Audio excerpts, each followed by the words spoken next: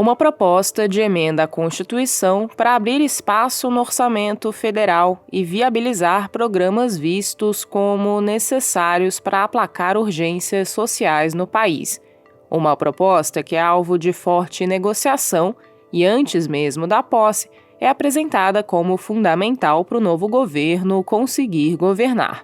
Uma proposta que agora começa oficialmente a tramitar no Congresso. Eu sou a Letícia Arcoverde e esse é o Durma Com Essa, o podcast de notícias do Nexo.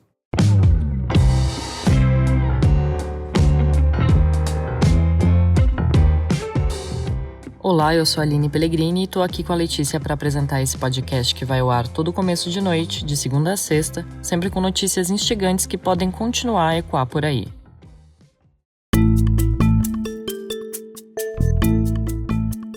Terça-feira, 29 de novembro de 2022. Dia em que a PEC da transição alcançou o mínimo de 27 assinaturas de senadores necessárias para começar a tramitar no Congresso. A proposta de emenda à Constituição apresentada pela equipe do presidente eleito Luiz Inácio Lula da Silva tem como principal objetivo deixar valores fora do teto de gastos para bancar programas sociais e outras medidas que foram prometidas na campanha eleitoral. A proposta, que ganhou o número de PEC 32, havia sido protocolada na segunda-feira pelo senador Marcelo Castro, do MDB do Piauí, que também é relator do orçamento de 2023. Essa proposta complementa o texto que tinha sido entregue há 2 semanas pelo vice-presidente eleito Geraldo Alckmin, um texto que era propositalmente genérico para abrir espaço para a negociação com os parlamentares. Negociação que aconteceu e que vai continuar acontecendo na tramitação da proposta. O governo tenta garantir a aprovação até meados de dezembro, para conseguir pagar benefícios sociais nos valores desejados já a partir do início de 2023. A PEC começa a tramitar na Comissão de Constituição e Justiça, a CCJ, do Senado, que define o relator da proposta. O caminho para emendar a Constituição não é simples. A PEC precisa ser aprovada em 2 turnos no Senado com votos de pelo menos 3/5 dos 81 senadores. Depois a PEC vai para a Câmara, onde tem também de passar por 2 turnos de votação com apoio de 3/5 dos 513 deputados em cada um desses turnos. O principal ponto da PEC é autorizar que o Auxílio Brasil, o principal programa federal de transferência de renda, que no governo Lula deve voltar a se chamar Bolsa Família, possa ser pago por fora do teto de gastos. O teto de gastos é a regra fiscal criada em 2016 que limita as despesas da União a um nível pré-determinado. Uma regra que foi alterada e burlada várias vezes desde que foi criada. Mas é uma regra que também foi emendada à Constituição. Então o caminho com mais segurança jurídica para descumprir ela é aprovar uma nova PEC. Atualmente, o montante destinado para o Auxílio Brasil em 2023, o valor que foi colocado na proposta de orçamento apresentada pelo governo Bolsonaro, é de R$ 105 bilhões. Isso permite pagar R$ 405 por pessoa durante um ano. Tanto Bolsonaro quanto Lula prometeram na campanha pagar pelo menos 600. O petista quer dar ainda um adicional de R$ 150 por criança de até 6 anos. A estimativa é que essa conta toda chegue a 175 bilhões de reais, ou seja, 70 bilhões a mais do que o previsto no orçamento e dentro do teto de gastos. Além disso, o governo eleito quer tirar mais 23 bilhões de reais do teto para investimentos, o que deixaria o valor total por fora da regra fiscal em quase 200 bilhões de reais. O primeiro texto apresentado pelo Alckmin colocava esse valor todo fora do teto de gastos sem prazo definido. Ou seja, o Bolsa Família, o Auxílio Brasil, ficaria de fora do limite da regra fiscal para sempre, assim como acontece hoje com os créditos extraordinários, que são concedidos em situações urgentes e imprevisíveis, e com o pagamento de juros da dívida pública. Essa proposta recebeu críticas tanto entre parlamentares quanto no mercado, que começou a ver risco de descontrole das contas públicas e reagiu mal, com queda do Ibovespa, o principal índice da Bolsa de Valores, aumento do dólar e previsão de juros futuros mais caros. No texto protocolado pelo Marcelo Castro na segunda-feira, o governo Lula recuou e propôs que essas despesas fiquem de fora do teto por 4 anos, ou seja, durante o mandato que tem início em 1º de janeiro de 2023. Esse prazo ainda pode ser reduzido. Jornalistas que acompanham os bastidores das negociações dizem que os parlamentares pretendem baixar esse limite para 2 anos e que integrantes do PT já admitem essa possibilidade. Fala-se também que o valor liberado do teto pode acabar sendo menor que a estimativa inicial. O valor da PEC, vamos discutir. O tempo da PEC, vamos discutir. Agora, discutir a necessidade da PEC, a necessidade de aprovação da PEC, eu acho que isso é uma questão superada. Você ouviu aí o senador Marcelo Castro falando com jornalistas na segunda noite, depois de uma reunião com o Lula e com membros da equipe de transição em Brasília. Ou seja, ainda tem muita coisa em aberto. Se a PEC for aprovada com um prazo de 1 ou 2 anos para as despesas extras, daqui a 1 ou 2 anos o governo Lula teria que buscar de novo uma forma de gastar mais do que o permitido pelo teto de gastos, se quiser manter os pagamentos do Bolsa Família no mesmo patamar. Isso poderia ser feito com uma mudança no próprio teto ou a substituição dele por outra regra fiscal, que é algo que muitos economistas dizem que precisa ser feito. Ou poderia ser uma outra proposta como a PEC da transição, pedindo autorização para gastar mais. Em todos os casos, são medidas que dependem de aprovação no Congresso e aumentam o poder de barganha dos parlamentares ao longo do mandato de Lula. Poder de barganha que já é grande, principalmente nesse momento em que o governo eleito está tentando formar uma coalizão para governar. Lula chegou em Brasília na segunda-feira e deve passar a semana tentando destravar a aprovação da PEC. No meio da tentativa de garantir votos no Congresso, o PT do Lula e o PSB do Alckmin anunciaram apoio ao atual presidente da Câmara, o Arthur Lira, do PP do Alagoas, na recondução dele ao comando da casa em fevereiro. Lira, que em 2021 foi eleito com o apoio do presidente derrotado Jair Bolsonaro e se tornou figura influente no Congresso por comandar a distribuição das emendas do relator, um mecanismo que ficou conhecido como orçamento secreto, que vai ter a sua validade julgada pelo Supremo. O peso do orçamento secreto nas contas federais se tornou tão grande que acabou tirando dinheiro das políticas ministeriais. Lula criticou a prática durante a campanha, mas desde a eleição ainda não disse o que vai fazer em relação a ela.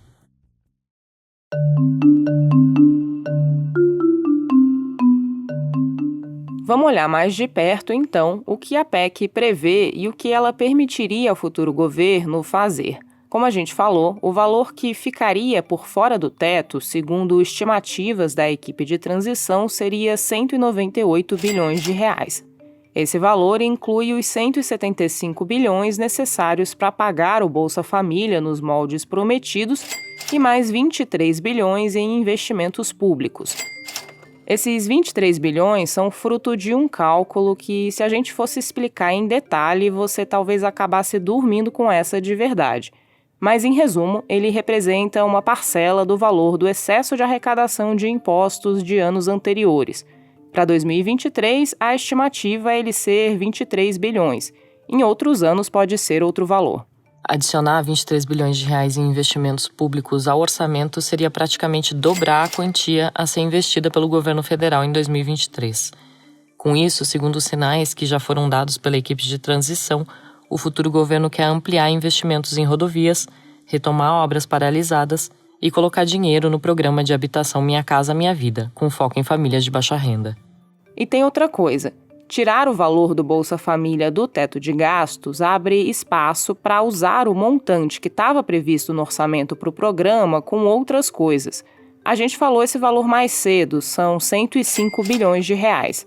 A ideia do governo é usar esse dinheiro para recompor programas e medidas que estão com pouco dinheiro previsto na proposta de orçamento de 2023. É o caso do Farmácia Popular, que distribui gratuitamente ou subsidia remédios para a população, normalmente para doenças crônicas como diabetes e hipertensão. Outra promessa de campanha que seria incluída nessa conta seria o aumento real do salário mínimo em 2023, acima da inflação. O espaço fiscal aberto pela PEC também permitiria aumentar o orçamento de algumas áreas. Uma reportagem do jornal Folha de São Paulo contou que o Gabinete de Transição quer destinar 12 bilhões de reais a mais para o Ministério da Educação. Uma das exigências de Lula é reajustar os valores da merenda, por meio do Programa Nacional de Alimentação Escolar, que não é reajustado desde 2017. A quantia toda pode também reforçar os envios para universidades e institutos federais, materiais e transporte escolar, entre outros. Outras áreas também receberiam valores liberados por essa folga orçamentária. Por exemplo, membros do grupo técnico da transição dedicado à saúde falaram recentemente que querem cerca de 22 bilhões de reais a mais no orçamento da área em 2023 para resolver gargalos como falta de medicamentos básicos e necessidades de comprar mais vacinas contra a Covid e fazer campanhas para ampliar a cobertura vacinal no geral. Isso tudo ainda está indefinido, e se a PEC mudar durante a sua tramitação, esses valores podem não ser viáveis com esse tamanho todo. A PEC também propõe outras mudanças. Ela tira do teto de gastos dinheiro que vem de doações destinadas a projetos socioambientais e de combate à crise do clima, como é o caso do Fundo Amazônia. E também tira do teto receitas próprias de institutos e universidades federais, que entram nas instituições por meio de doações ou convênios. Isso liberaria mais valores para essas áreas no orçamento delas. Quando a gente fala em passar despesas fora do teto de gastos, não quer dizer que já se saiba de onde esse dinheiro vai vir. Uma das principais críticas à PEC driblar regras fiscais no longo prazo é o risco do aumento do déficit nas contas públicas. Ou seja, o governo não conseguir arrecadar o suficiente para pagar a conta e ter que aumentar a dívida. O orçamento federal proposto pelo governo Bolsonaro já projeta um rombo de cerca de 40 bilhões de reais.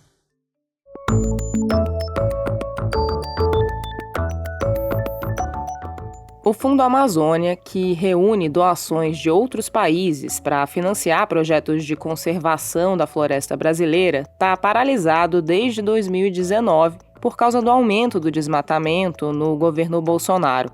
A partir de 2023, o novo governo Lula pretende reativá-lo e países apoiadores já anunciaram o envio de recursos. A Mariana Vick escreveu sobre isso para Ponto Futuro. Mariana, que diferença essa retomada do Fundo Amazônia pode fazer? Essa retomada pode ajudar o governo federal a preservar a floresta amazônica, que é uma promessa do presidente eleito depois de 4 anos de aumento do desmatamento no governo Bolsonaro. Para explicar o porquê disso, o Fundo Amazônia é uma iniciativa criada em 2008 para captar investimentos do exterior para ações de conservação da floresta no Brasil. Em mais de 10 anos, o fundo recebeu mais de 4 bilhões de reais de doadores como a Noruega e a Alemanha e investiu esse dinheiro em projetos voltados ao monitoramento do desmate, ao combate a incêndios florestais e à recuperação de áreas desmatadas. Dá para ver no site do Fundo Amazônia vários desses projetos que a iniciativa apoiou, como um que desenvolveu atividades de pesca sustentável em terras indígenas e outro que comprou equipamentos para batalhões de combate a incêndios. Desde que o fundo foi suspenso, mais de 3 bilhões de reais estão paralisados. Esses recursos são importantes no contexto atual de orçamento limitado que atinge órgãos como o Ministério do Meio Ambiente e o IBAMA, que são responsáveis pelo combate ao desmatamento. Mas o Fundo Amazônia não trabalha sozinho.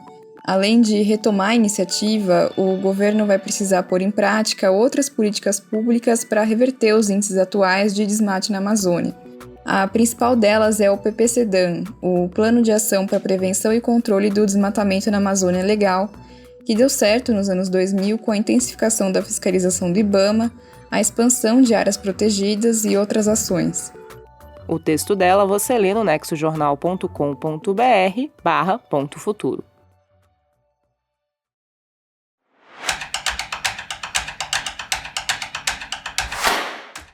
Manifestantes têm ido às ruas na China nos últimos dias protestar contra políticas do governo Xi Jinping.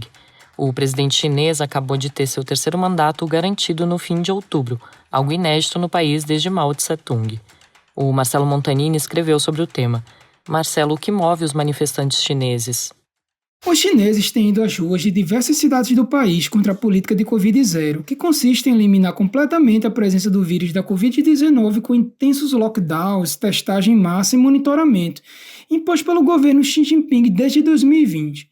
Mas o estopim das manifestações que tomaram as ruas desde o último final de semana foi um incêndio na semana passada em um prédio residencial na cidade de Urumqi, capital de Xinjiang, que deixou 10 mortos e 9 feridos.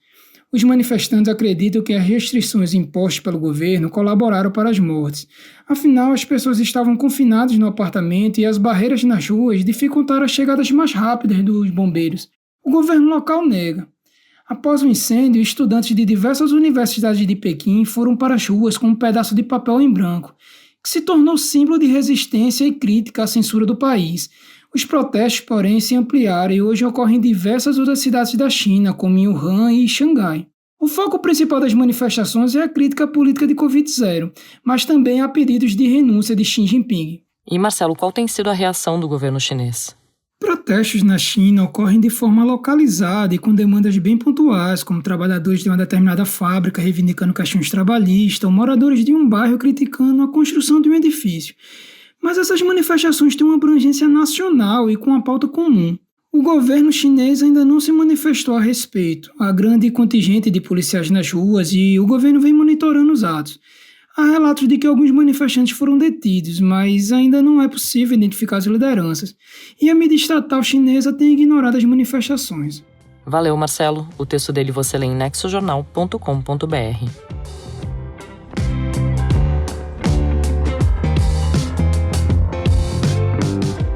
Da PEC da transição, passando pelo Fundo Amazônia e terminando com os protestos na China, durma com essa.